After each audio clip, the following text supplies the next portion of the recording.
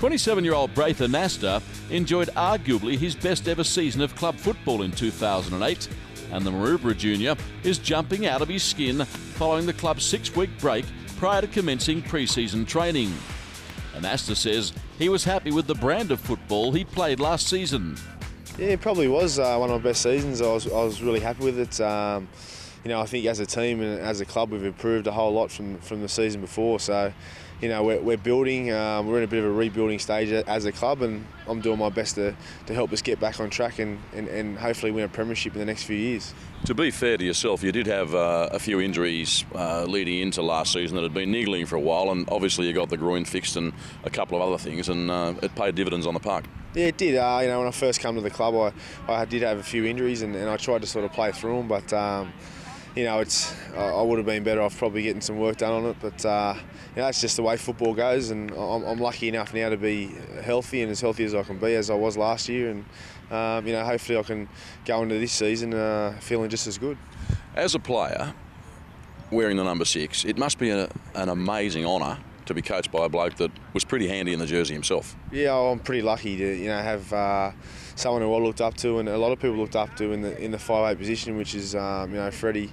He's arguably one of the best 5'8s to play the game, and I get to work week in, week out with him, and there's no doubt that it's helped my game and helped me as on and off the field, and I'm very blessed. Anasta says Fittler's influence has been compelling, and when asked to nominate the aspect of Freddie's coaching that has been most beneficial, he nominated his psychological approach to playing the game of rugby league.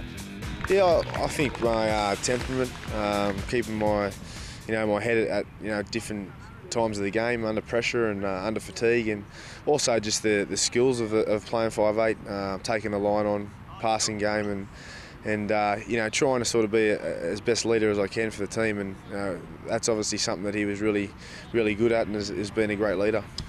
Did his coaching performance in 2008 surprise you? Did it exceed your expectations?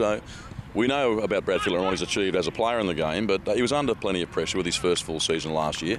Did he exceed your expectations and the other players, honestly? Oh, not really. I was really happy with the job that he did when he first came in for the first half of the season in 07, and I was confident that he had the backing and the confidence of all the players, and he's got so much respect, and he's obviously a student of the game.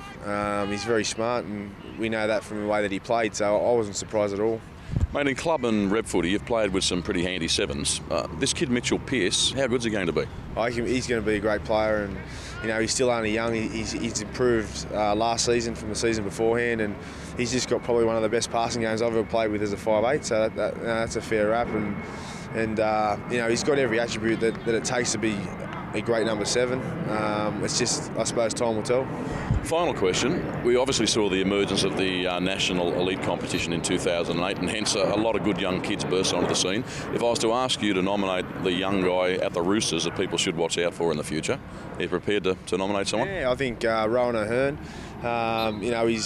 He's a back rower. He's someone that we'll be looking for this year. We've lost Anthony Tupu, so he's got a massive engine. He goes all game, and he's got big raps on him, and he's just a good young kid. So hopefully he'll come through, and I think he'll burst on the scene in 2009. Thanks for your time, mate. No worries, thanks, John.